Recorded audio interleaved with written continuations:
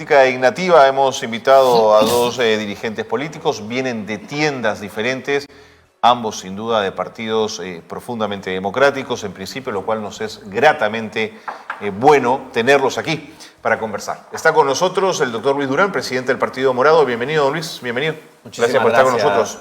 Por la invitación, por supuesto. Y don Víctor Andrés García Belaúnde, excongresista de la República y dirigente de Acción Popular. Bienvenidos. Muchas gracias. Gracias por estar con nosotros. Compartir acá en la mesa con Lucho. Comienzo por el árbol y luego vamos al bosque. La presidenta de la República en una conferencia de prensa dada ayer en una carretera en Piura señaló respecto a los conflictos sociales y a la nueva gestación de algunos de estos, lanzó la pregunta: ¿quieren más muertos? Y yo quisiera preguntarles qué les revela una pregunta de ese tipo. Luis. Mira, a mí me revelan dos cosas. En primer lugar, me revela una falta de compasión. Compasión es padecer por el otro y un jefe de gobierno tiene que cuidar a todos sus ciudadanos. Entonces, que diga eso significa o un reto, un presidente no debe retar, o dos, significa una incapacidad de controlar el orden público y eso significa un fracaso institucional. Pero también hay otro elemento que a mí me parece revelador, ¿no? Cuando un presidente le dice eso a la sociedad, lo que le está diciendo es: aténganse a la violencia que yo voy a ejercer contra ti. Y la violencia del Estado nunca puede ser una violencia descontrolada, es una violencia para defender a los ciudadanos. Por lo tanto, me parece que en términos institucionales y políticos está fuera de lugar el comentario. Es un comentario desangelado. Y tercero, lo que prepara es una resistencia muy compleja desde el gobierno a la movilización, que puede haber o no, pero que está extralimitando y generando más, digámoslo así, le está poniendo más elementos para que el fuego crezca. Víctor Andrés. Bueno, efectivamente es un comentario desacertado, ¿no? Muy desacertado. Es un comentario impolítico, además, también, ¿no? Eso significa, primero, que lo hace en Piura, cuando hay en Piura muchas muertes ya. Más que las muertes de enero y de febrero. O de enero y de diciembre, quiero decir. Por el dengue, ¿no? Por el dengue. Por el dengue. Hay hoy día la noticia de que Piura es una ciudad o un departamento desolado, con muchas muertes y con ningún tipo de presencia del Estado, sanitaria del Estado. Hoy día es una noticia que da la vuelta al mundo. Hoy día hay un titular impresionante en un periódico de Madrid, el más antiguo de Madrid, el ABC, de que analizan los desastres del gobierno y... Pero era conservador, además, dicho sea de paso. Totalmente conservador. Totalmente conservador. Y analizan los desastres de la política sanitaria del Perú y la poca asistencia y presencia del Estado que tiene. Entonces, que haga esta declaración recibiendo un huésped extranjero, que aunque ya se va, sigue siendo un huésped extranjero ilustre como un presidente de un país hermano, y lo haga en Piura, y además lo haga y lo diga sin haber dado una respuesta exacta de lo que ha pasado en diciembre y en enero. Hasta ahora no sabemos qué pasó con los muertos, ni cuántos son, ni cómo murieron. Y eso sí me preocupa mucho, porque es una manera de decir: oye, esto se puede repetir, y también se puede repetir la falta de respuesta del Estado. Y eso sí me preocupa muchísimo. De acuerdo. Y de ahí a los primeros 6 meses de gobierno, ¿qué sensación en general les deja, más allá de los conflictos sociales, el actuar del gobierno de Boluarte? Mira, a mí se dijo que el gobierno, no sé si te acuerdas, Víctor Andrés, se dijo que el gobierno tenía unos ministros de primer nivel que iban a sacar esto adelante. Yo no lo he visto así. Lo que he visto es una incapacidad para generar una respuesta al gran problema que tiene este país hoy día. ¿Cuál es ese problema? Además de la movilización, el problema económico. Yo no siento que haya una respuesta real. Fíjate el nivel... Los indicadores económicos son cada vez a la baja, ¿no? Muy pobres. Y además, fíjate la incapacidad para generar el gasto público, el nivel de gasto en distintos ministerios. Y lo que aducen es que todo es muy complicado para gastar. Y yo no lo veo así. Yo siento que hay una incapacidad técnica. Pienso además que hay una falta de claridad política de qué es lo que queremos hacer con el país. Y un tercer elemento, Víctor Andrés, me traía a colación lo que tú decías, ¿no? Yo creo que es un tiempo para reconciliar. ¿Qué significa esto?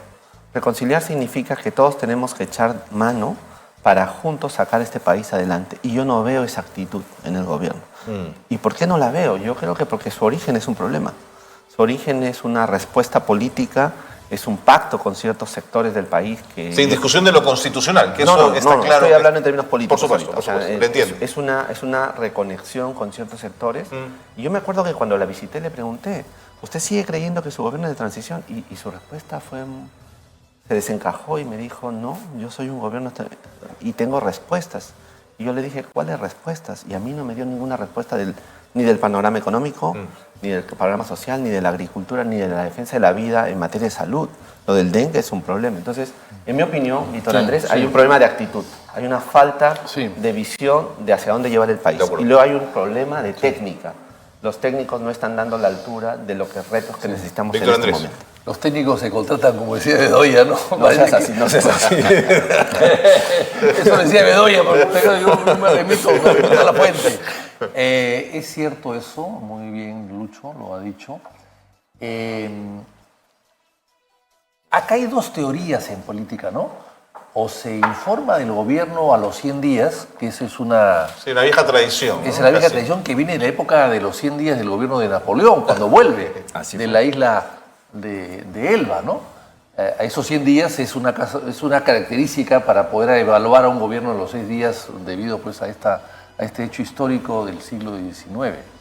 Pero luego, al año.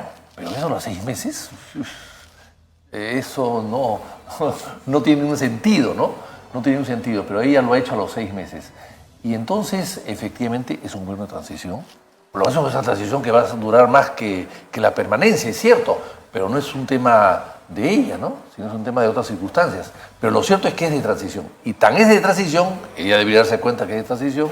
Interesante lo que dice Luis en la entrevista que tuvo con ella. Yo no la conozco, nunca les tiraron la mano. No sé si es alta o baja, Claro. delgada o opulenta. No tengo idea cómo es. Pero lo cierto es que si ella cree que no es transición, está mal. Por eso es que quiere viajar. Sí, pues. Por eso es que quiere viajar, por eso es que está presentando una ley absurda De gobierno remoto. de gobierno remoto. O sea, entonces con ese criterio, los fiscales, los jueces, los vocales, los congresistas, los ministros, todo el mundo va a poder hacer lo mismo. Desde la China o desde Rusia o desde Estados Unidos puedan manejar su sector. Eso no se puede ni aceptar ni permitir. Y además, con eso estaría quitándole función al vicepresidente. Los vicepresidentes en el Perú, que fueron criados Claro. por Ramón Castilla en 1866, estamos hablando de muchas épocas ya, se crearon para eso, para que sean personas colgadas en la pared y que tú las bajas cuando no está el presidente. No está por algún motivo. Entonces, si ya vas a actuar de manera remota, entonces la pregunta es ¿para qué vas a tener vicepresidente? No lo necesitas. De acuerdo. Pero en este contexto, el premier Otárola tiene una entrevista ante la prensa internacional diciendo que los conflictos han terminado en el Perú y que la paz social ha llegado al país. Yo quería preguntarles si esto es miopía política o es el discurso natural que daría cualquier premier ante un foro o ante un espacio extranjero donde quieres calmar las aguas. Luis. Mira, no lo sé bien. A propósito de lo que conversaba hace un rato. Mira, fíjate que este pedido... Retrocedo un ratito para volver a subir. Por favor, adelante. Este pedido de modificación para que ella pueda gobernar desde fuera, en realidad lo que está mostrando es que ella no conoce el estatus de un presidente de la República. Porque uno de los fundamentos de un presidente de la República es estar en casa, gobernar. Entonces, si ella quiere gobernar desde fuera y por remoto, deja a su vicepresidente fuera. Entonces, no hay un estatus de lo que quiere. Entonces, esa idea me permite pensar de que hay una miopía, de que hay una idea de que todo vale, que hemos entrado en la política y vamos a resistir lo más que podamos, de cualquier forma, como sea, agarrados de lo que podamos agarrar, con el pacto que sea, con quien sea, para sobrevivir. Pero de otro lado, pienso que nadie puede en su sano juicio decir que en una sociedad no hay conflicto. Y yo creo que ese es el otro problema, y eso es un problema más político, Víctor Andrés. Hay conflicto, pero hay que saber administrar. Esa es la respuesta. Claro. O sea, un premier debe decir, mira, en mi país hay conflicto como en todos. La cuestión es cómo lo administramos. Exactamente. ¿Cuáles son los valores fundamentales que yo voy a elegir? ¿Cómo voy a gobernar? ¿A qué crédito le voy a dar a la gente? ¿Qué permiso voy a hacer? ¿Dónde está mi policía? Etcétera. Eso es gobernar. Yo siento que cuando él responde eso está diciendo, yo me voy a quedar y voy a resistir como sea. No sé si tú lo ves de la misma forma. Sí, sí, Digo, un poquito nomás. Estamos coincidiendo, peligrosamente coincidiendo. Claro, Al revés, yo lo digo al revés. Acá hay una coalición abierta. Lo veo cerca del centro ya, lo veo ya cerca del centro. A ver, yo creo que sí es cierto, siempre hay conflictos evidentemente en el gobierno, y más aún en un gobierno que ha surgido el conflicto. Claro. ¿No? Que es Exacto. heredera de un Así conflicto. Ha nacido en cuna conflictiva, digamos, Seguro. ¿no? Y entonces, claro, yo creo que, a ver, yo quiero pensar bien, quiero pensar que el señor Otárola lo ha dicho para darle confianza a los inversionistas, De pronto es eso. a la ciudadanía. Hay proyectos muy mal, lo que tú acabas de decir es una cosa clarísima. De enero a la fecha hay 18% menos de recaudación tributaria. Cierto. Eso es fatal. De enero a la fecha las exportaciones han bajado en un 13%. De enero a la fecha, el endeudamiento privado ha subido también, el PBI ha bajado también. Ya no va a crecer el Perú cerca de 3%, sino cerca de 2%, lo dice la OCDE. O sea, estamos en una situación complicada y difícil. Y finalmente, hace poco, el gobierno ha salido a anunciar que ha comprado o ha colocado 10.000 millones de soles, casi 10.000, 9.000 y pico, casi 10.000 millones de soles en bonos, a 7.75, que es una tasa bastante alta, y por eso es que la gente lo ha comprado. No es porque sea solamente sólido, sino porque además el interés era muy alto. Entonces, la pregunta es, ¿y por qué se endeuda el Perú? ¿Para pagar gasto corriente? ¿Para cubrir huecos? O sea, baja el ingreso tributario y el Perú se endeuda. ¿Por qué se endeuda? ¿Para pagar gastos corrientes, para cubrir huecos? Entonces, no estamos haciendo el gobierno sinceros con el país, que nos expliquen de qué se trata. Ellos dicen, no, nos hemos endeudado porque queremos comprar dólares, que está barato, para pagar deuda en dólares. Pero no es una explicación exacta. Entonces hay que ver qué cosa está pasando. Entonces, yo entiendo que eso puede ser así, pero evidentemente el conflicto no ha terminado. Estamos viendo que el Inti Raymi ha declarado el alcalde de Cusco el día de hoy que no le han invitado al Inti Raymi a la presidenta para no crear conflictos en el Cusco y no malograr la fiesta. Así es. Es cierto, pero además los presidentes no van al Inti Raymi, que yo sepa. En los últimos 20, 30 años no ha ido ninguno. No sé si los invitaron, pero no fueron. Entonces, pero de todas maneras es un mensaje. Es un gesto político. Es un por gesto supuesto, político que por dicen, supuesto. señores, no la traemos aquí porque no solamente no la traemos porque no iba a ir probablemente, queremos que venga. sino que no queremos ni siquiera invitarla para no dar la sensación de que pueda venir y en todo caso, a propósito de que pueda venir. Anoche he estado en el Mali, ¿no? En el Museo de Arte, ¿no es cierto? Que es una gran ceremonia de la Municipalidad de Lima Ya. con la beneficencia. La señora Boluarte se le anunció que llegaba y 2 horas después dijeron que no llegaba. Ojo, que no importa que llegue o que no llegue, el tema es que tú no puedes esperar 2 horas Claro. para esperarla a Para ella. anunciarlo, así es. Eso no se puede hacer. Así es. Eso me Porque por parece- temas de agenda la presidenta Además, puede tener 1000 cosas. Digamos. yo he hablado con varios diplomáticos porque conozco a algunos embajadores diplomáticos en el Perú, acreditados en el Perú, que dicen que siempre llega tarde a todas las ceremonias. O sea, eso le quita credibilidad al país y a ella misma y a su gobierno. Sin duda. No puede llegar una presidenta 2 o 3 horas tarde a las reuniones que tiene con cualquier persona.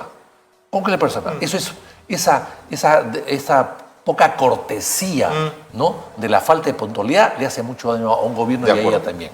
Yo tengo 2 apuntes. Rapidísimo, Lucho. Muy rápido. El primero es, él hablaba y bien del tema tributario. Mira la cantidad de beneficios tributarios que está organizando el Congreso para establecer como ley. El ministro de Economía ya se quejó. Nos bajaría el 50% de la recaudación si se aprueban todos esos beneficios que quieren hacer en el Congreso. Entonces, imagínate un gobierno que no puede controlar internamente, pero además que no puede controlar al Congreso, no le da razones para evitar que haya ese sangrado económico. Y el otro apunte que quería hacer es el siguiente. Mira, yo como veo este asunto del ministro Otárola, cuando tú tienes un inversionista afuera y vas a traer una gran obra, unas grandes obras, tú no le puedes mentir, porque ellos tienen cantidad de información del sin país. Y contratan y pagan a Así es, informar. por lo tanto, por supuesto. decirle a los inversionistas afuera o al público, decir, mire, el país está calmado, pues, lo único que hace es eso que tú dices, le resta seriedad. La gente se ríe afuera y dice, bueno, ¿de qué estamos hablando? El país está cayendo, más de 60 muertos, problemas con el dengue, etcétera, y usted me dice que el país está pacificado y todo está bien. Entonces, esa falta de credibilidad es un problema político, Víctor Andrés. Por acuerdo, querer quedar de acuerdo. bien, se equivocan y mandan el mensaje equivocado. Así es. Justamente lo contrario hace, ¿no? Víctor Andrés, Keiko Fujimori ha vuelto a las primeras planas luego de algunos meses, ha estado ausente. ¿Ha vuelto? Sí, ha hecho una conferencia de prensa luego de meses de silencio por temas personales y ha exigido cambios profundos al gabinete de la presidenta Boluarte. ¿Qué significa esto? Es una Que suerte... no hay oposición. Entonces ella tiene que salir. No hay oposición. Pero el tono de exigir, ¿no es de la hija del dictador? ¿Te quiere gusta, ser- no te gusta? pero no, bueno, es una política. Yo recuerdo que una vez me encontré con Alan García el año 84, por ahí, en los pasillos del Congreso, y le dije, oye, has ido a ver al presidente Belaúnde, te ha recibido, y has salido a declarar de que has ido a exigirle esto, cuando yo hablo con el presidente Belaúnde me ha dicho que no sabe para qué tú has ido a buscarlo a Palacio de Gobierno porque te has pasado hablando de ahí a la torre. ¿Tú no sabes? ¿Qué exiges? Claro. El presidente Belaúnde me dice que no sabe para qué tú has ido, que has ido a, hablar, a contarle cuentos ahí en la torre, chismes de la torre. Y resulta que sales afuera a Desamparados, a la puerta de Desamparados del Palacio y empieza a decir que ha venido a exigirle que baje la gasolina, que detenga el dólar. Eso no lo has dicho adentro. Eso es una pantomima. Así, entonces- ¿Esto lo es? Entonces yo le dije, García, le dije, ¿y por qué has hecho esto? Claro. Muy sencillo, me dijo, yo tengo que ser cabeza de oposición. Cabeza de oposición. Bueno, entonces yo creo que parte lo que está pasando ahora, no hay oposición y la señora Keiko sale porque quiere ser cabeza de oposición. Pero O su sea, bancada el en el Perú Congreso necesita dice otra oposición. cosa, El Perú Víctor, ¿eh? necesita oposición. ¿Quiénes son opositores en el Perú hoy día? El Congreso no hay oposición. No hay oposición. No hay oposición. No hay En equilibrio. los partidos están o Ni de la deshechos, izquierda, que podría ni ser de de- izquierda. es impresionante, sí. De izquierda hay oposición. Porque decir Dina asesina en Puno no es necesariamente una oposición. Entonces, estamos huérfanos de oposición. O sea, el gobierno está solo y además solo y a la deriva. De acuerdo. Entonces, bueno, ¿Tú piensas lo mismo, Luis? No, yo casi estaba molestándome ya con pero cuando él aclaró y dijo no hay oposición en el Congreso, yo ahí suspiré un poco, Claro. porque yo creo que sí hay oposición en las calles, Víctor Andrés. Y la otro oposición- tipo de oposición, digamos, ¿no? Claro, pero es una posición ciudadana y es una posición donde hay partidos y organizaciones de la sociedad civil, hay personas de tu propio partido participando. ¿Qué es lo que se está haciendo?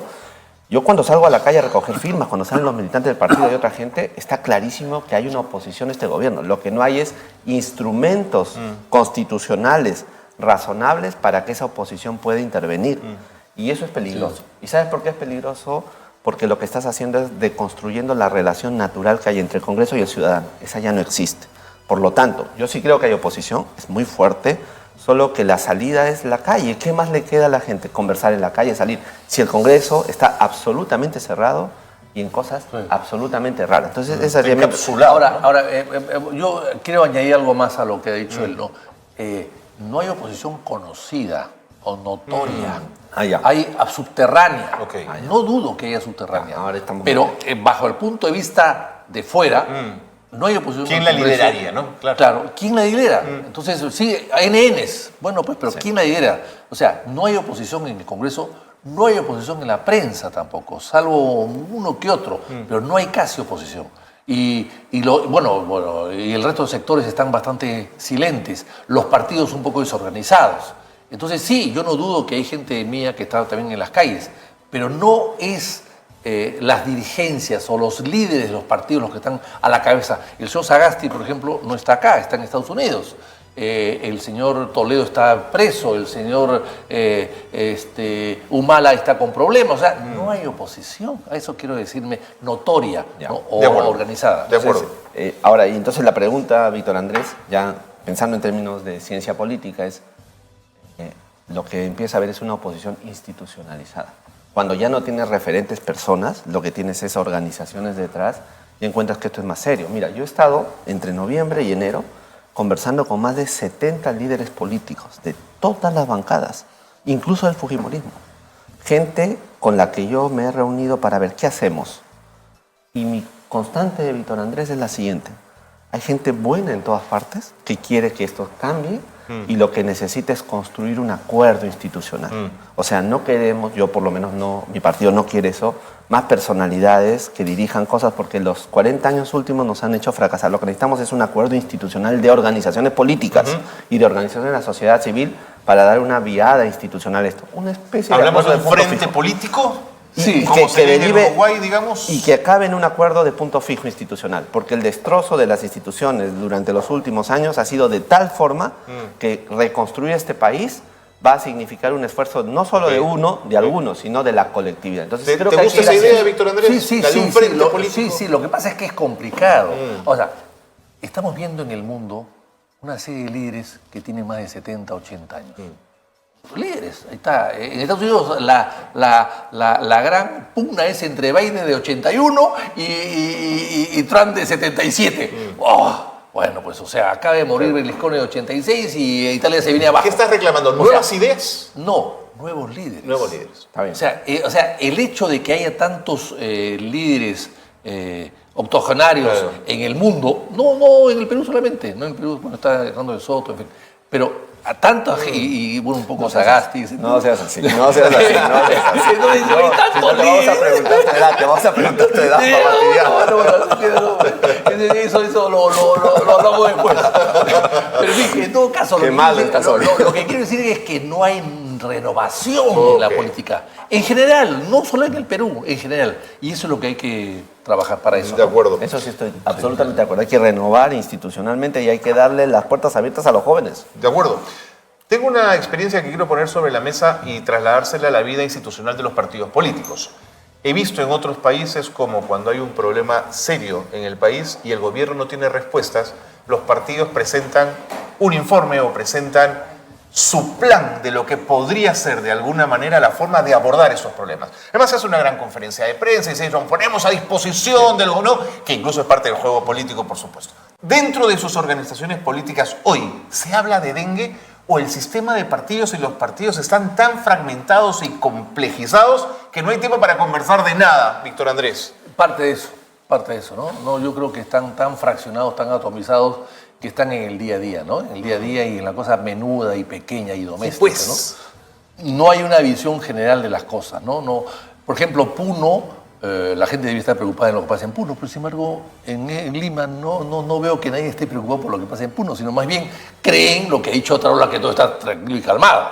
Eso es parte del sesgo que existe en la sociedad peruana y en la clase política y dirigencial también, en el sentido de que solamente ubicar a los problemas del Perú a los temas básicamente domésticos, ¿no? Sí, pues. Ustedes en el morado, ¿cómo con esto? Mira, yo comparto la primera parte de lo que dice. El país está muy atomizado, ¿sí? La gente está muy deconstruida. Sí. ¿no? Y siento que los partidos sin capacidad de respuesta. Sí, pero nosotros tenemos una vieja costumbre, que es que nosotros tenemos nuestros equipos de planes de trabajo sectorialmente trabajando y analizando las cosas.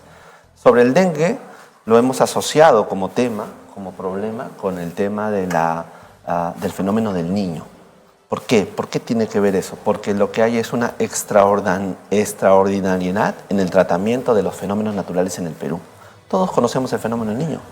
Todos sabemos que va a venir. Eso ya está estudiado. Y sin embargo, cada vez que hay un pico del fenómeno, se habla de algo extraordinario. ¿Y por qué se habla? Lo hemos pensado. Por dos razones, creo yo. Primero, porque eso le da oportunidad a los políticos de gastar plata. Cuando se vuelve algo extraordinario, como no previeron, gastan y sueltan el dinero.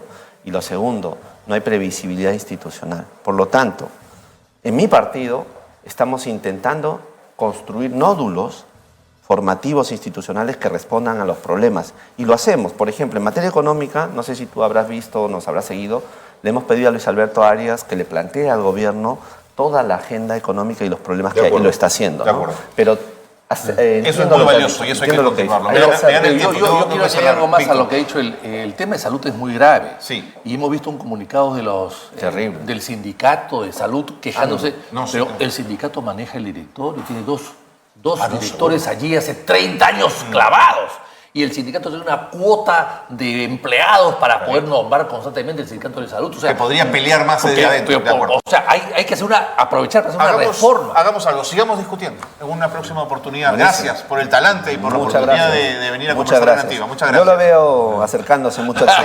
Algo puede haber nacido hoy, ¿no es cierto? El Perú siempre nos acerca. El Perú nos acerca. Pausa y volvemos. Quédense con nosotros.